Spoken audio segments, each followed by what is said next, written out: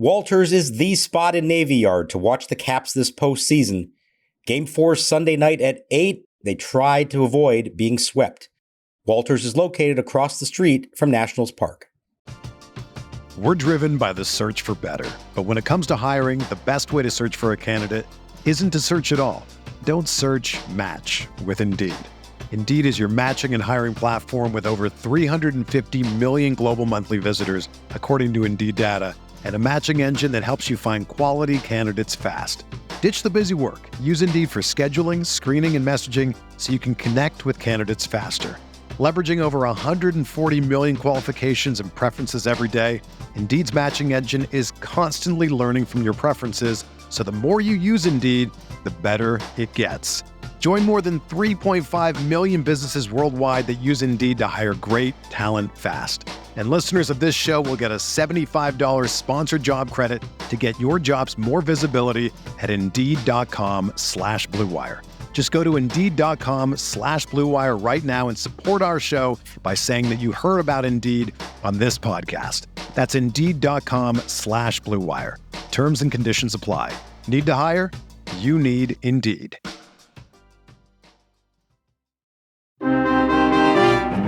O'Shea to the belt. Right-hander delivers, and a swing and a line drive into center field, a base hit. Lipscomb scores from third. Rounding third, Abrams coming home. Throw to the plate, the dive, the tag. Safe at the plate is Abrams. It's a single to center, and 2 runs batted in for Joey Meneses. Stopping at second was Winker. The Nationals have broken the tie here in the 8th. It's Washington 3 and Miami 1. What a slide by Abrams for the second run. The ball was there, the dive of the tag. He did the swim move. He pulled the left arm back, reached with the right arm, and got his hand on the plate before the tag applied by Fortes on the dive.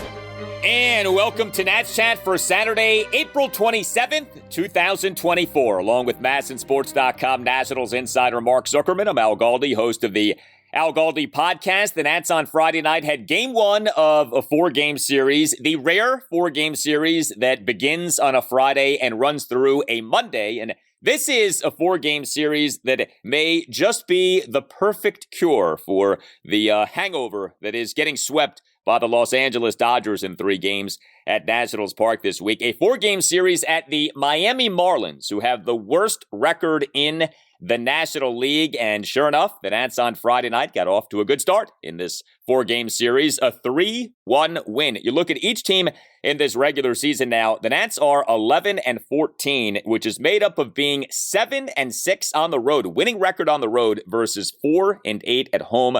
The Marlins are a National League worst 6-21. If you would like to sponsor the Nats Chat podcast, email Tim Shovers at natschatpodcast@gmail.com. You could sponsor the show for a particular game or series or for longer. We do a show for the day after every Nats game day. Mark, this game on Friday night featured 14 hits, all of which were singles. The game featured more good work from Trevor Williams. The game featured really good work from the Nats bullpen. It is true that the Nats offense remains in a not-so-good way, but the Nats run prevention on Friday night was quite good. And it's why they keep giving themselves a chance to win these games, whether it's against bad teams like the Marlins or good teams like the Dodgers. The starting pitching, the last 2 turns through, I'd say, has been excellent. And the bullpen, there have been a couple of blips along the way, but for the most part, I think it's been very good. The defense has been outstanding, I think, consistently.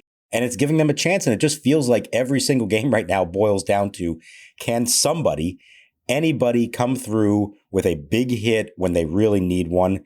All night long, they were waiting for that hit. It finally fell into the lap of Joey Meneses, and he finally came through with it. And that was enough to win this game. It felt like that's all they needed to beat this team on this night.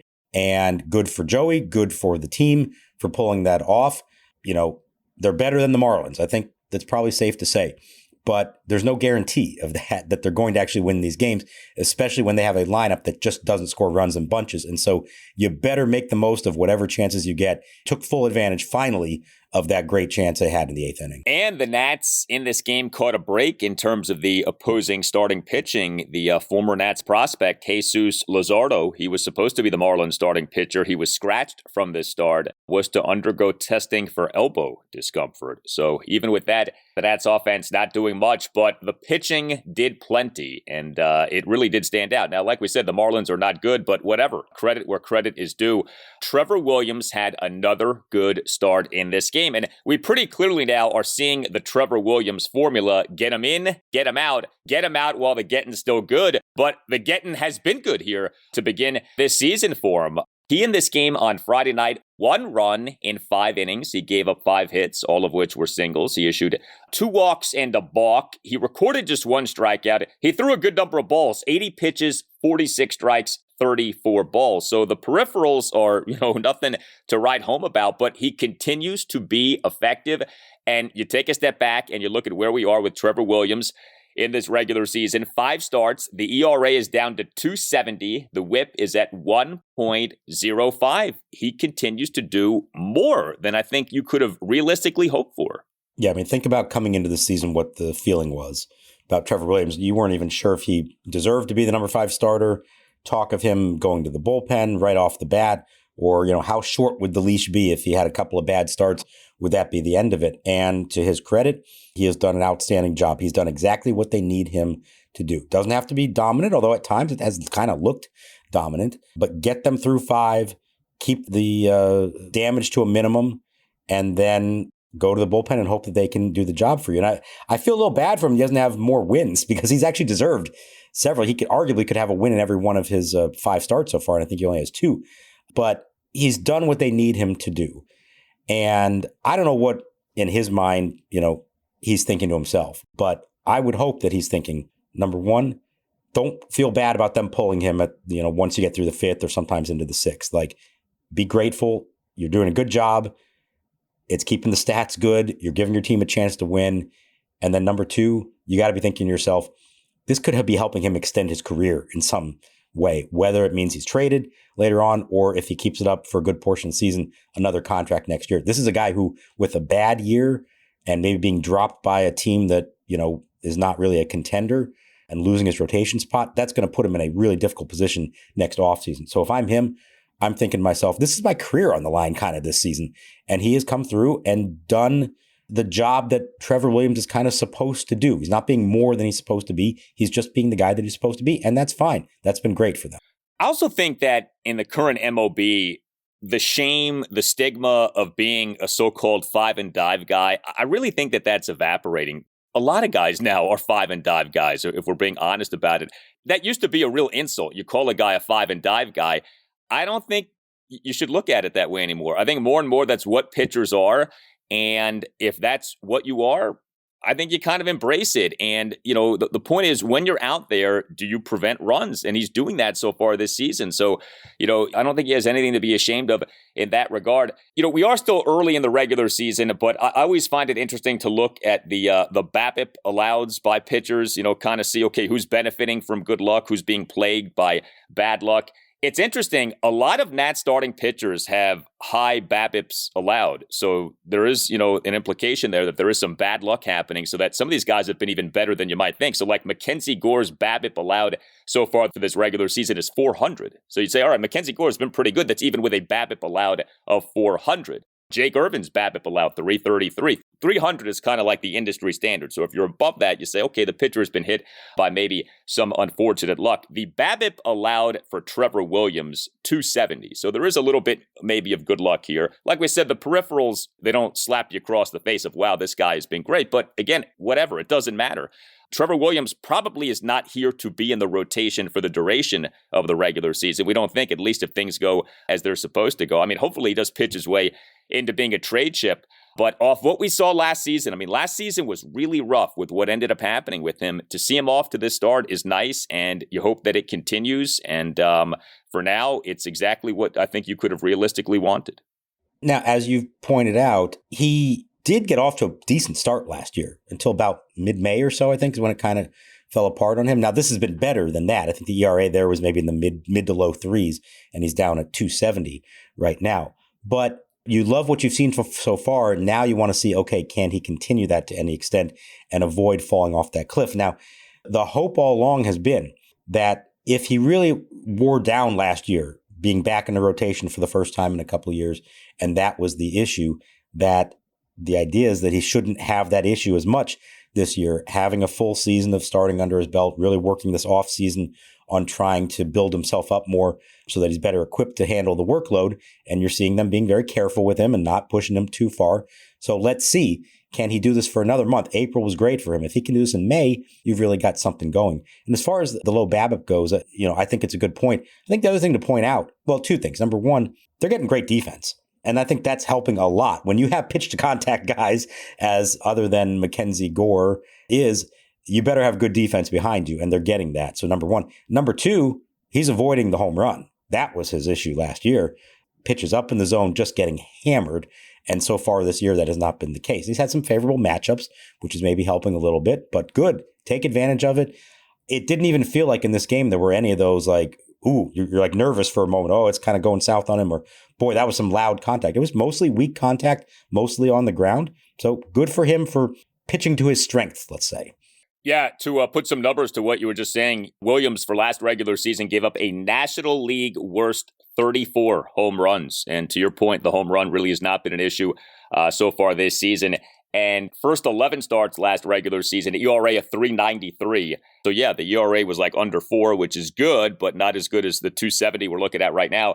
So he was good in April and May, and then he was really bad in June, July, August, and September of last year. So we'll see what happens this season. One school let out last year. That's when the problem started for Trevor Williams. But so far, so very good. Tim Shover's here to tell you about Game Time. This summer at Jiffy Lube Live, acts include Neil Young, Hank Williams Jr., and Chris Stapleton. If you're interested in finding tickets to any of these shows, make sure to check out the Game Time app. Game Time is the only ticketing app that gives you complete peace of mind with your purchase. See the view from your seat before you buy, so you know exactly what to expect when you arrive. Take the guesswork out of buying tickets with Game Time. Download the Game Time app, create an account, and use code NATSCHAT for $20 off your first purchase. Terms apply. Again, create an account and redeem code NATSCHAT for $20 off.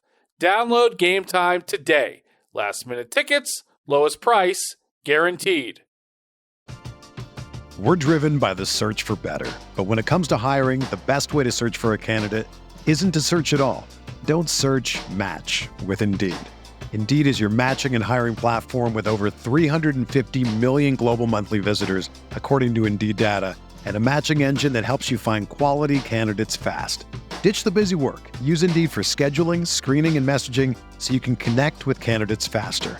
Leveraging over 140 million qualifications and preferences every day, Indeed's matching engine is constantly learning from your preferences, so the more you use Indeed, the better it gets.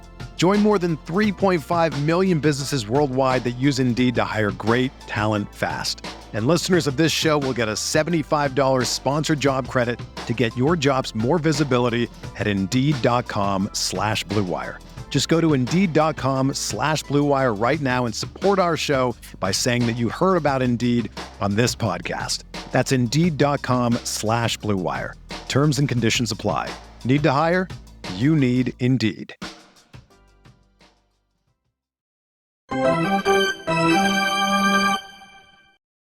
Anderson lined to right into a double play back in the second. Single to right center, struck out swinging. 1 out of 3. His first ever at bat against Kyle Finnegan. And now the kick of the pitch. Fastball hit on the ground toward the middle. Crossing over to get it. Garcia across the body throw to Meneses in plenty of time. And this game is over. A Curly W's in the books. So is a 3-game losing streak for the Nationals. Derek Law's 2 scoreless innings. He gets a win. Hunter Harvey, a hold, and Kyle Finnegan the save. And the Nationals are on the field to celebrate a victory here in Game 1 of this 4-game series. A Curly W in the books in Miami. Final score, the Nationals 3 and the Marlins 1. The Nats bullpen in this 3-1 win at the Marlins on Friday night was awesome. Honestly, this may be the best single game performance by the Nats bullpen so far in this regular season. I mean, this was true dominance. This was shutout pitching with a lot of strikeouts. I mean, this is exactly what you want from a bullpen in today's game here. So you had 3 Nats relievers on Friday night, combining for 4 scoreless innings with 7 strikeouts versus no walks. How about Derek Law? What got into him in this game? 2 scoreless innings, 5 strikeouts, including 3 strikeouts in a perfect bottom of the 6th. Hunter Harvey, a perfect bottom of the 8th with a swinging strikeout. And Kyle Finnegan, a perfect bottom of the 9th with a swinging strikeout. And he got the save. We haven't seen a ton of Harvey and Finnegan lately, so perhaps they're fresh. They certainly look good. And Derek Law was terrific. I'll be honest, when in a 1-1 game, you see Derek Law come into the 6th inning, I'm thinking to myself, are we really doing this again? Is he really the best option here from what we've seen from him? Why not Dylan Flora? Why not somebody else? Well, he went and struck out the side in the 6th, then came back and nearly did it again in the 7th. So all credit to him. That was much needed by him. Combined, those 3 guys in 4 innings, 47 pitches and 35 strikes. So that's really good stuff.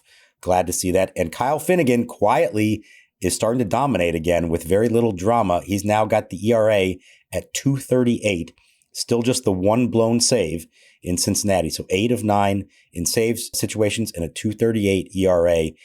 I feel like this is a carbon copy of what we saw last year. You were nervous about him early on. First week was really rough. And then kind of quietly, he became dominant for the vast majority of the season before it kind of came apart on him at the end. So good to see that. You hope he can keep it up. But especially in a game like this where it felt like, one swing can change this game, that bullpen really had to be perfect, and they absolutely were. They were. And yeah, Finnegan, to your point about the stats, 2.38 ERA. The whip is at 0.97. I bet that surprises people because it doesn't feel like he has those numbers, but he does. Now you'd like to see some more strikeouts. Only has 10 and 11 in the 3rd innings, but he has been effective. 8 for 9 on saves. With Derek Law, yes, he's out there a lot. He leads the Nats in appearances this regular season, 13. He's thrown 16 innings, the most for any Nats reliever. So yeah, we have seen a good bit of Derek Law that is kind of odd, but he did look good in this game.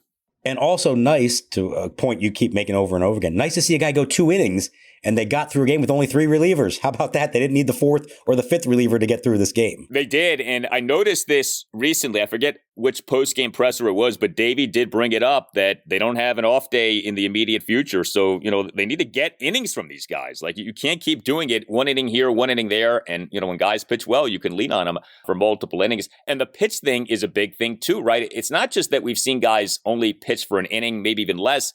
It's all these pitches that are thrown in these innings, these like laborious outings. You did not have that in this game. These guys were able to get in, get out. The game was super quick, and the Nats pitching in this game ended up being really good.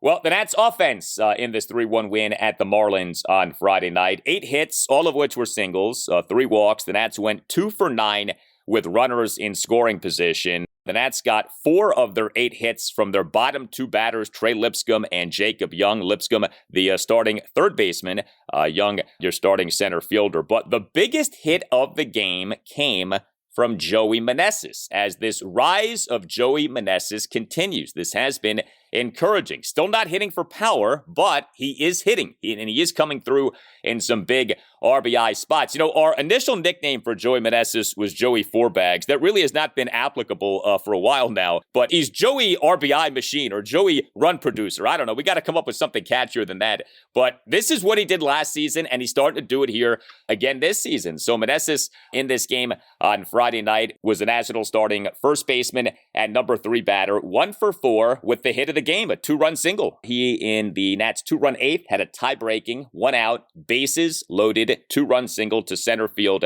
for a 3-1 Nats lead. It feels like over the last, week or so, a switch has been flipped and the 2023 Joey Meneses is back in full effect. We're seeing him do exactly what he did do for so much of last season.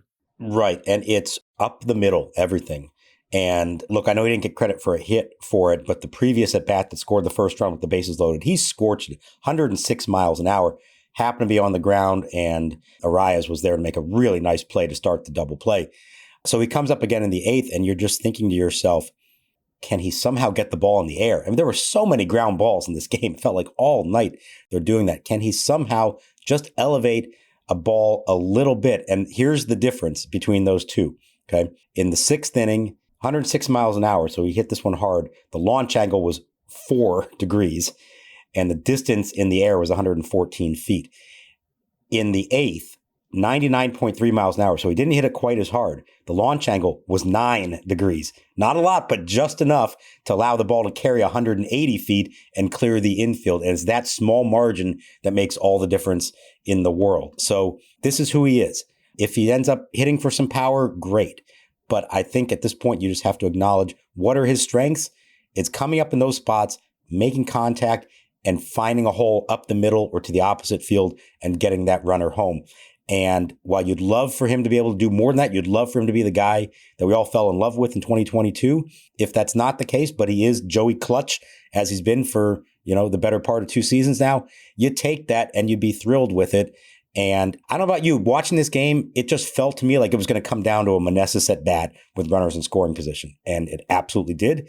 And more power to him. He came through and he's been doing it a lot more consistently here lately.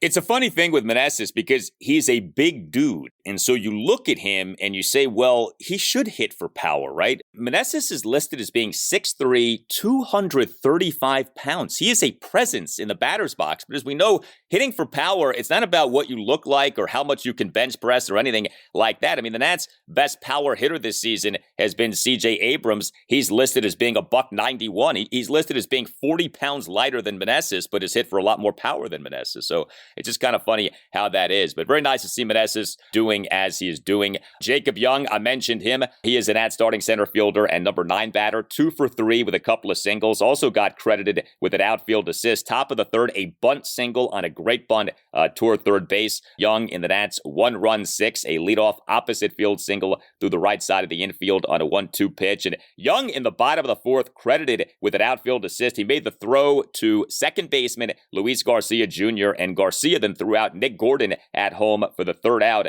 off a 2-out full count single by Vidal Brujan up the middle. So some of that good defense coming into play there. They're turning double plays, which has been great. And that was a really nice relay. And if you saw on the replay of it, Abrams very astutely watching the whole play and calling out 4-4-4 so that Garcia would know where to throw the ball once he got it. So that was good. You had the Rosario double play on the 9-3. 2 straight days, I think. They've done something like that. So that was good. And I want to go back. I forgot to mention before, on the Meneses hit, the clutch hit, let's give C.J. Abrams credit for a great slide to avoid the tag at the plate. He could have been out, and he did the nice little swim move to get around the tag and score that extra run. So a good night for C.J. Abrams in multiple ways, a good night for Luis Garcia in the field, all of them defensively. It's been really nice to see. Yeah, Abrams as the Nats starting shortstop and number 1 batter went 1 for 3 with a single and a walk. It's a funny deal with this Nats lineup. We just mentioned Garcia. He's becoming their regular cleanup batter, which is not what anyone would have anticipated. He certainly doesn't profile as your traditional number 4 batter. He's doing a good job this season. He on Friday night went 1 for 4 with a single, did strike out twice, but his overall numbers for the season are pretty good. Garcia, 341 on base percentage here for this regular season. But it's just a funny deal right now. The Nats, they don't hit for much power. We know that. And so like we just talked about Meneses, him having been struggling, and yet he still pretty regularly is like the number 3 batter, number 4 batter, number 5 batter. He was in that number 3 spot on Friday night. Garcia, the cleanup batter. Eddie Rosario, who is really struggling offensively, 0 for 4 on Friday night. He was the Nats' number 6 batter. We did see Joey Gallo get bumped down to that 7 spot, but he was the designated hitter. I mean, a guy who is barely hitting for the Nats. He's the starting DH. This is just kind of how it is right now with this offense. Yeah, look, it's a reflection of what they have at the moment and who is delivering or not. And I think it really boils down to who does Davey trust with this game on the line. And right now he's going to trust Meneses more than anyone else. And so that's why I felt like, okay, Abrams and Winker, they've been getting on base, and even Young as the 9 hitter in front of them. So you got to have somebody up there that can put the bat on the ball and get the runners in. And Garcia's been hitting the ball hard. This isn't the Luis Garcia slap single to the opposite field all the time. He is hitting the ball with some authority, and that's been really nice to see. But after that, I mean, there's just not a lot going on. And I got to say, watching the Rosario and Gallo at bats right now, it is painful. It is tough, some of these at bats. Joey Gallo, 3 more strikeouts, 3 straight games with 3 strikeouts. And he hadn't won in this game. He gets ahead in the count 3-0. I think, all right, here you go. pick your pitch you want to swing at and take a rip at it. He ends up taking 3 straight strikes. Now, one of them was off the plate and was called, but the other 2 were over the zone. He is striking out, not just striking out a lot, but striking out looking a lot. This looks like a guy who isn't even confident in himself to go ahead and swing the bat. He's almost like looking for walks, I wonder, the way things are going right now. It is not fun to watch. And Rosario is kind of the same thing, a whole lot of weak contact, a lot of ground balls from him. I mean, those 2 guys now are hitting respectively 100 and 122. Rosario has a 324 OPS, not OBP, OPS 324. And Gallo is at 597 just because he's hit a few home runs and draws a few walks. But man, oh man, they are getting nothing out of those spots right now. It really stands out with Gallo. 43 strikeouts on the regular season. That's more than double the next highest strikeout total by a Nats player. Lane Thomas is 20. I mean, Gallo is striking out like crazy. And, you know, you maybe could live with even that high of a strikeout rate if he was hitting homers. He's not. And it's kind of like, okay, what exactly are we doing here if you're not going to be hitting home runs? He has drawn some walks, but they do not make up for the lack of homers and for the many strikeouts. We mentioned Trey Lipscomb. He, in this game, was the Nats starting third baseman and number 8 batter, 2 for 4 with the 2 singles, each of which came on a 1-2 pitch. So we saw him at first base the other day. He's back at third base for this game. I guess, is it just going to kind of be mixing and matching in terms of where Lipscomb plays in this latest stint at the major league level? I've kind of given up trying to figure out what the plan is here. I'm not sure if there is a plan. It may be day by day. And I think a lot of it's a reflection of who else is out there. I think Dave's just trying to find offense right now. And so if Meneses really does hit better when he's playing the field, maybe you'll see more of that. And he plays first base. And so now Lipscomb's at third. Also, Nick Senzel's been sick the last couple of days, so that probably has something to do with it as well. I mean, on the one hand, it's nice to know you have this kid who you're comfortable putting anywhere in the field. On the other hand, it's a rookie. Do you really want to do that to him? I mean, it's the kind of stuff you do to Ildemar Vargas. It's not usually the kind of thing you want to do with a rookie, but I give him credit. Trey shrugs it all off. He says, I've been doing this my whole life. When he went to college at Tennessee, he bounced around positions based on what their needs were. He was comfortable with it. He's done it in the minors. Now he's doing it in the majors. So if it was somebody that you really felt like, okay, we know he's going to be a third baseman in the long run and we're hurting his development by doing this, then you worry about it. But maybe this is who he is and he's comfortable with it and seems to be doing all right with it. So I guess you don't make too big a deal out of the fact that there is no set position for him. Yeah, and I don't know that there has to be. I mean, Davey used the comp of Ben Zobrist, and if that's how you view Trey Lipscomb, then maybe his position is that he has no set position, and if he's just playing a bunch, then that's as good as having a set position and playing a bunch. I mean, I think we're all trying to figure out, like, he can be a piece for the future, but is he a starting piece or is he more a depth piece? You know, is he more like a guy who helps you in the way like Danny Espinosa ultimately helped the Nats of the previous run, where he's good off the bench, he can start for you for a while, but on a really good team, he maybe isn't an everyday player. But we see good teams have people like this. I mean, I think about the guy out of Virginia, Chris Taylor for the Dodgers, right? You played a bunch of different positions, but play a lot, can be impactful, and maybe that can be Trey Lipscomb. We'll see. The best way to learn a language? Immersion. Living where the language is spoken and using it every day. But if that's not in the cards this year, you could still learn a language the second best way, and that's with Babbel. Babbel's quick 10-minute lessons are handcrafted by over 200 language experts to help you start speaking a new language in as little as 3 weeks. Here's a special deal for our listeners. Right now, get up to 60% off your Babbel subscription, but only for our listeners for a limited time at babbel.com/natschat. Get up to 60% off at babbel.com/natschat. That's spelled BABBEL.com/natschat. Rules and restrictions may apply. Football season may be over, but the action on the floor is heating up. Whether it's tournament season or the fight for playoff home court, there's no shortage of high-stakes basketball moments this time of year. Get in on the excitement with Prize Picks, America's #1 fantasy sports app, where you can turn your hoops knowledge into serious cash. You can now win up to 100 times your money on Prize Picks with as little as 4 correct picks. You can turn $10 into $1,000 with NBA, NHL, and college basketball entries today on Prize Picks. Prize Picks even offers injury insurance so that your entries stay in play even if one of your players gets injured. This week on Prize Picks, I'm selecting Giannis Antetokounmpo for more than 32.5 points and LeBron James for more than 8.5 assists. Download the app today and use code BLUEWIRE for a first deposit match up to $100. That's code BLUEWIRE on the Prize Picks app for a first deposit match up to $100. Pick more, pick less. It's that easy with Prize Picks.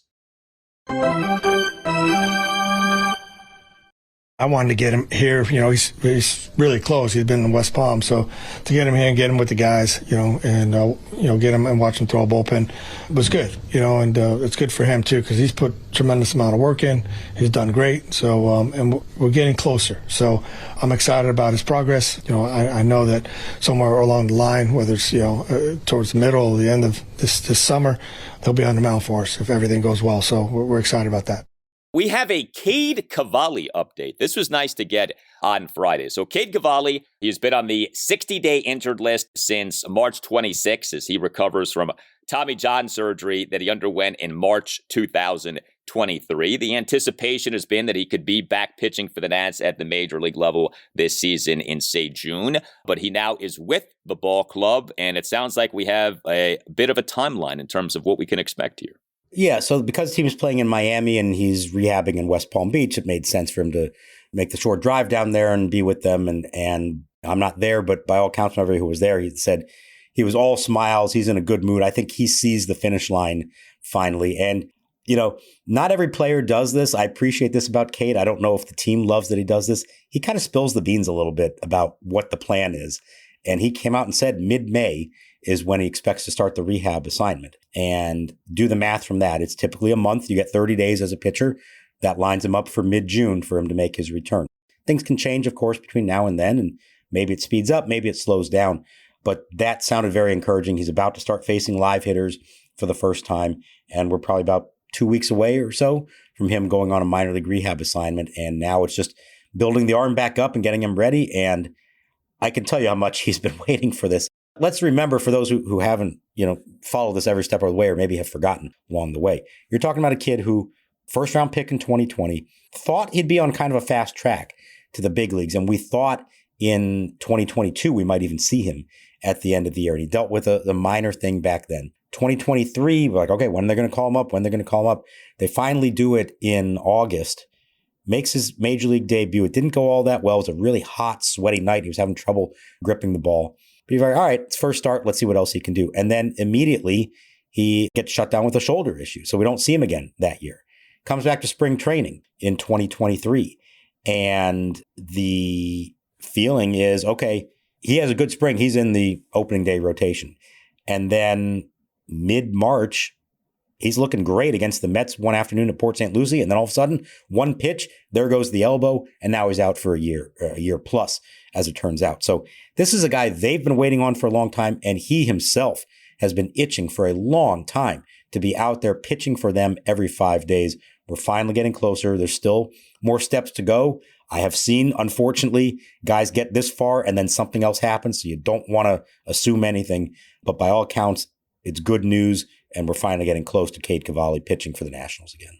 I'm excited to see him. Like you said, we've been waiting on this for a while. I mean, Cade Cavalli, the last of 4 consecutive first-round picks by the Nats who were starting pitchers, and not a single one of them yet has panned out. 2017, Seth Romero, that was a disaster. 2018, Mason Denneberg, plagued by injury. 2019, Jackson Rutledge, plagued by injury and some struggles. And 2020, Cade Cavalli.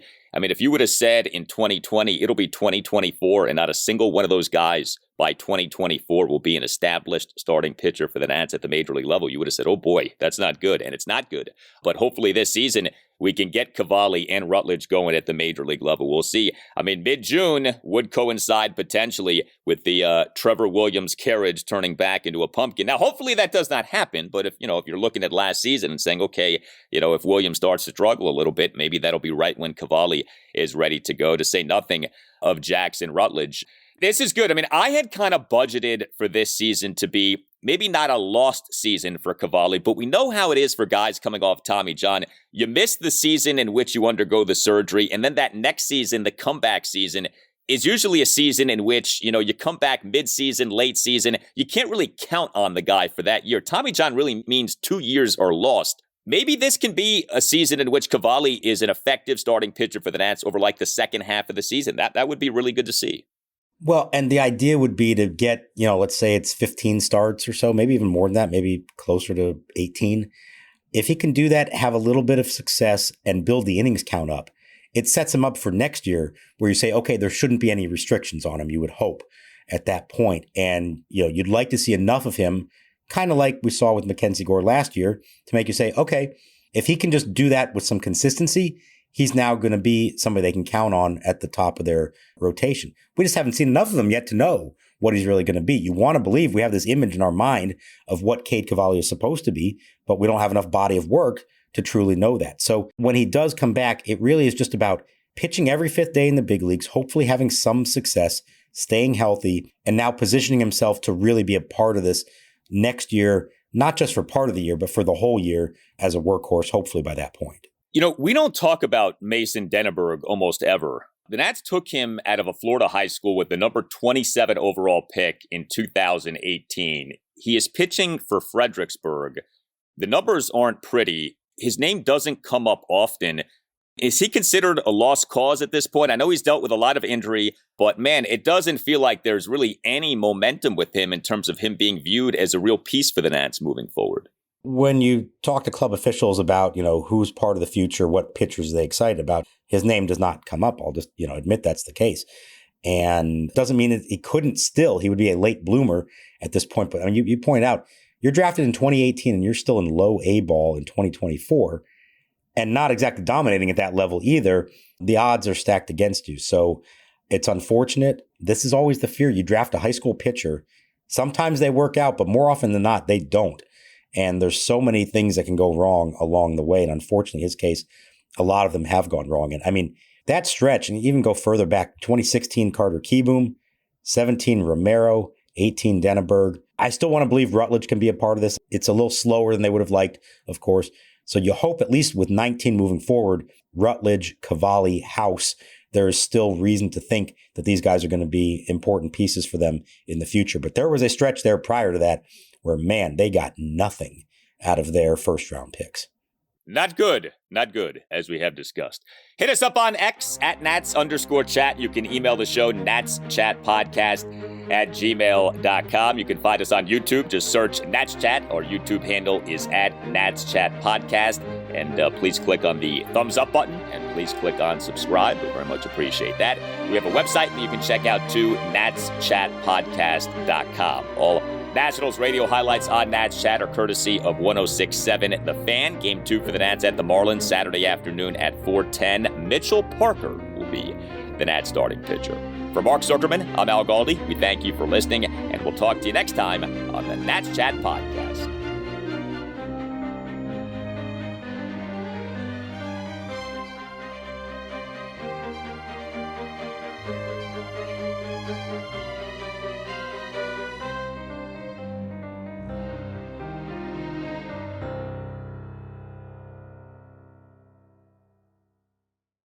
Hey there! Did you know Kroger always gives you savings and rewards on top of our lower-than-low prices? And when you download the Kroger app, you'll enjoy over $500 in savings every week with digital coupons. And don't forget fuel points to help you save up to $1 per gallon at the pump. Want to save even more? With a Boost membership, you'll get double fuel points and free delivery. So shop and save big at Kroger today. Kroger, fresh for everyone. Savings may vary by state. Restrictions apply. See site for details.